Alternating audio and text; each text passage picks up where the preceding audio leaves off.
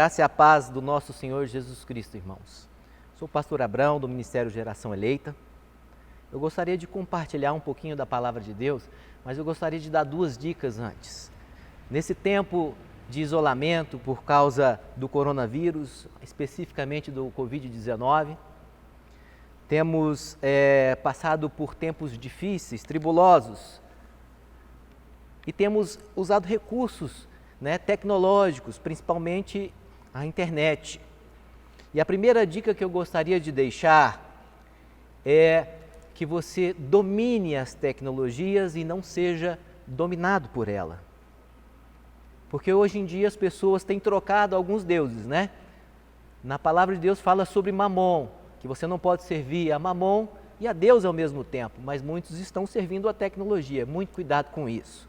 Não troque o seu Deus por Mamon e nem pela tecnologia. Essa é uma das dicas. Domine a tecnologia e não seja dominado por ela, ok?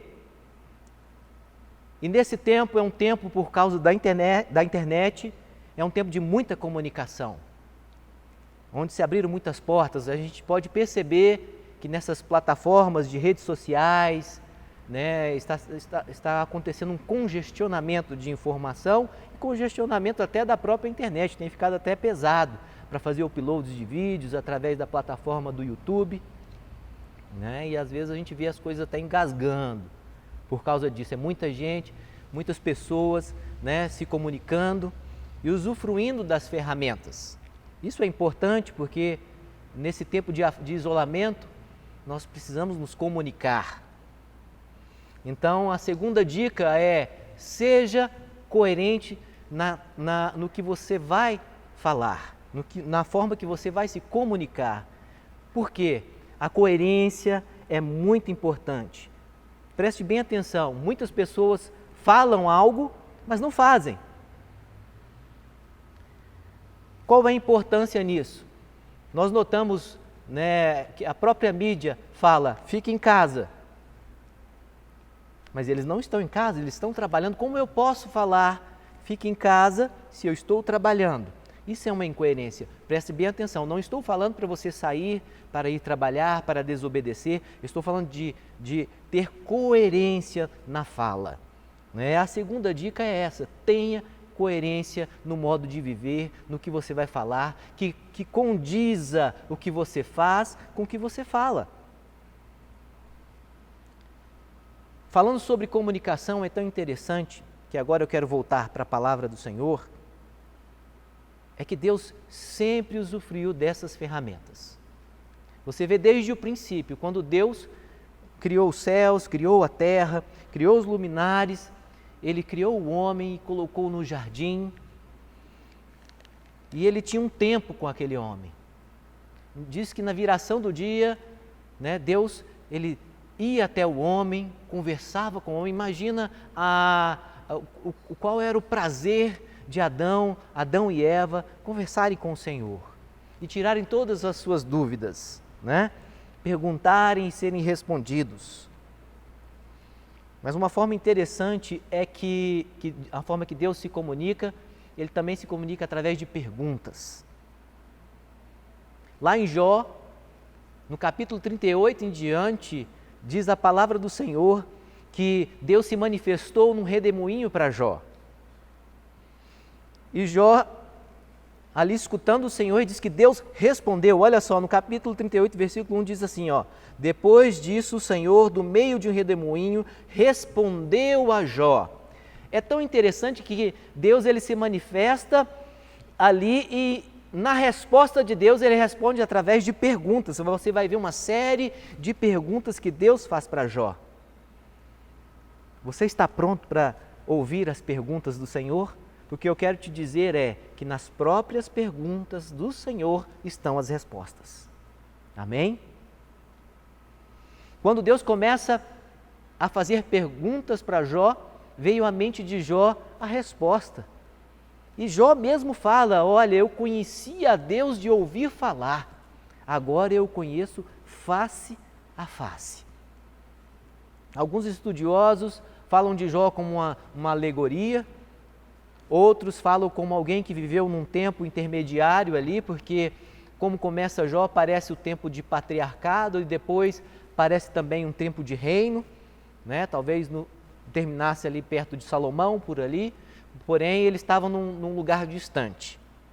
Mas não é essa a questão é que Deus se comunicou com ele através de perguntas.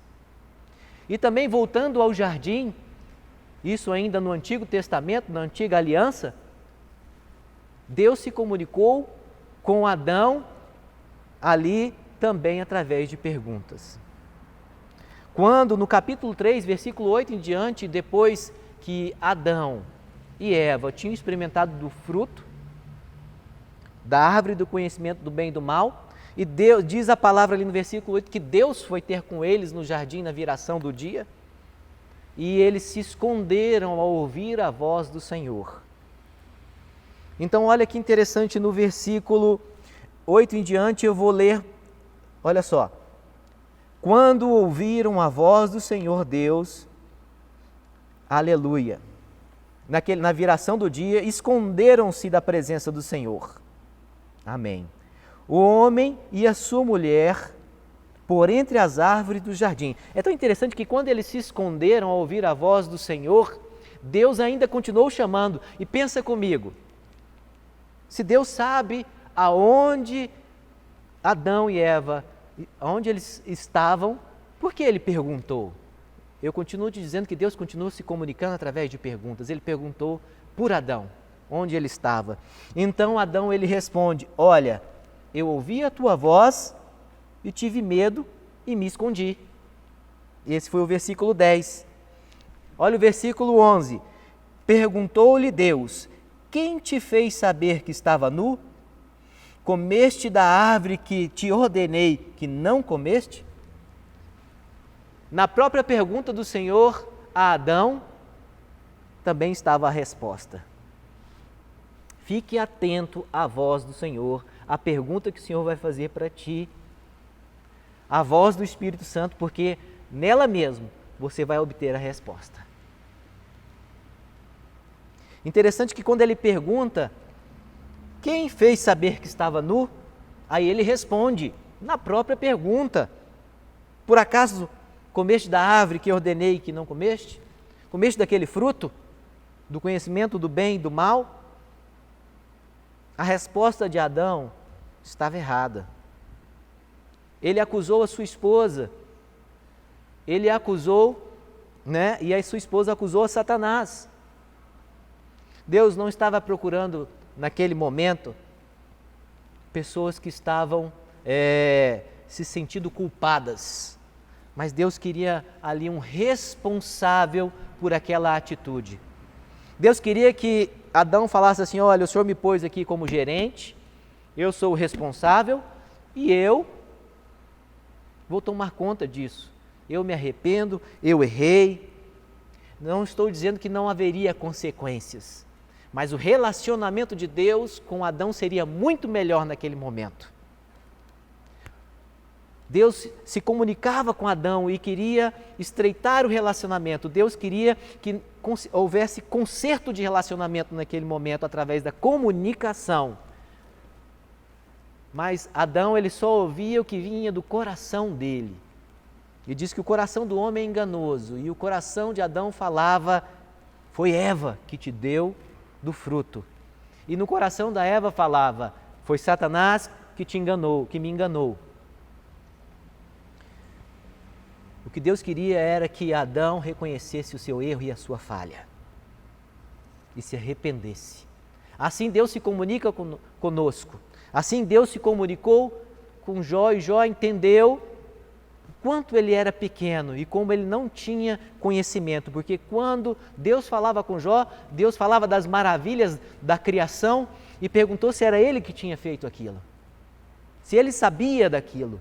E Jó percebeu a sua pequenez. Interessante também que Deus continuou falando no Antigo Testamento através de homens, através de profetas, né? E Deus falava com o sumo sacerdote naquele tempo de sacrifício, quando ele entrava no lugar santíssimo. E após Cristo, no Novo Testamento, na nova aliança, através de um sacrifício perfeito, Olha que lindo. Cristo abriu uma porta para nós de comunicação com o Senhor. Entenda que a partir do Novo Testamento, após o Evangelho, né, falado por quatro homens diferentes ali, mas o Evangelho era o mesmo, até chamamos de sinópticos. Após você percebe que o Novo Testamento é composto por epístolas, cartas. Cartas era o meio de comunicação. Aleluia. Então Deus, no Novo Testamento, passou a se comunicar com homens através de cartas, usando Paulo, usando João, apesar que quando você vê, né, a palavra de João em Apocalipse, não é bem uma carta, ali é uma revelação mesmo, né? Mas está escrito para nós. Então, se está escrito, Deus está se comunicando através da palavra dele. E Ele usa hoje, Ele fala conosco diretamente. Jesus Cristo disse para o homem assim da seguinte forma, para Nicodemos: só entra no reino de Deus quem nascer da água e do Espírito.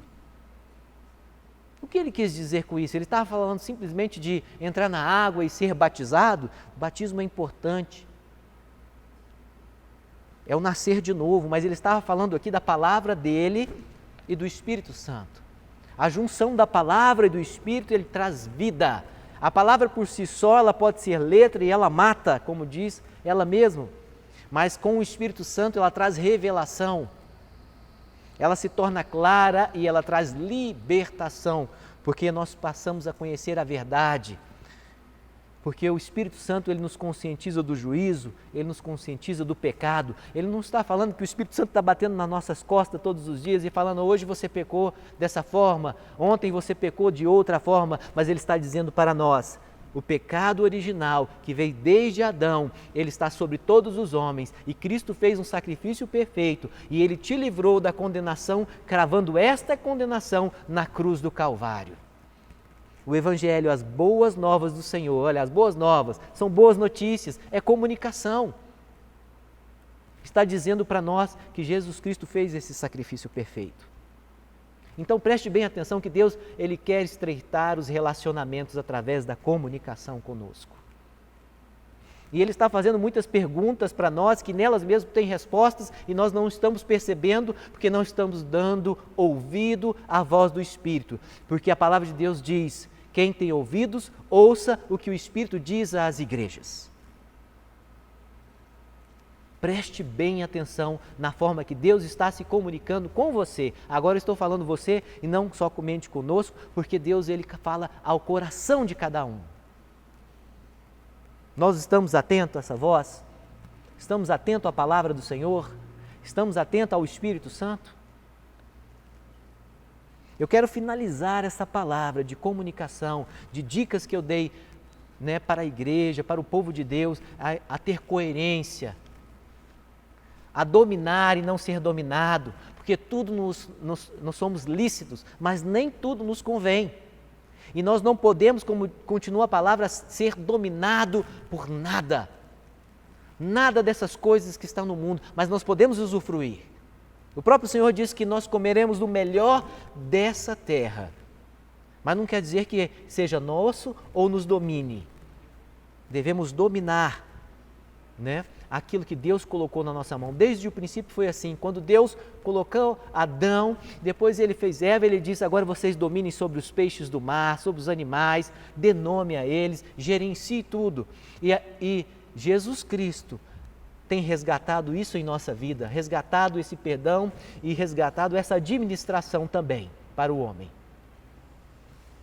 E nessa junção de homens separados, homens e mulheres separados para Deus, Ele chamou isso de igreja. E Ele disse: está na mão da igreja essa chave que desliga no céu as maldições, liga também as bênçãos do Senhor, né? E o que nós ligarmos no céu será ligado na terra, e o que desligarmos no céu será desligado na terra. Preste bem atenção nisso. Se você está comigo nesse momento, faça também essa oração, amém? Faça essa oração comigo. Senhor Jesus, nós cremos que foi o Senhor que nos deu toda a tecnologia e tudo, porque tudo é para Ti, e assim nós cremos. Em nome de Jesus, ensina-nos a pisar pelas tuas pisaduras onde nós somos sarados. Ensina-nos a caminhar no caminho e também levar nossos filhos, ou se nós somos filhos, andarmos com nossos pais, para que, Senhor, o Teu Espírito Santo fale conosco e se agrade de nós, se agrade das nossas respostas, se agrade da nossa coerência, Senhor. Abençoa a Tua igreja nesses tempos difíceis, abençoa, Senhor, todos os nossos governantes, traga paz, Senhor, traga equilíbrio a todos, para que possamos sair, Senhor, dessas situações difíceis nesse tempo, porque nós sabemos que ainda não é o fim. Sair com equilíbrio, sairmos crescidos no Senhor e sairmos com maturidade em Cristo Jesus. Aleluia! Deus abençoe a todos em nome de Jesus Cristo. Amém.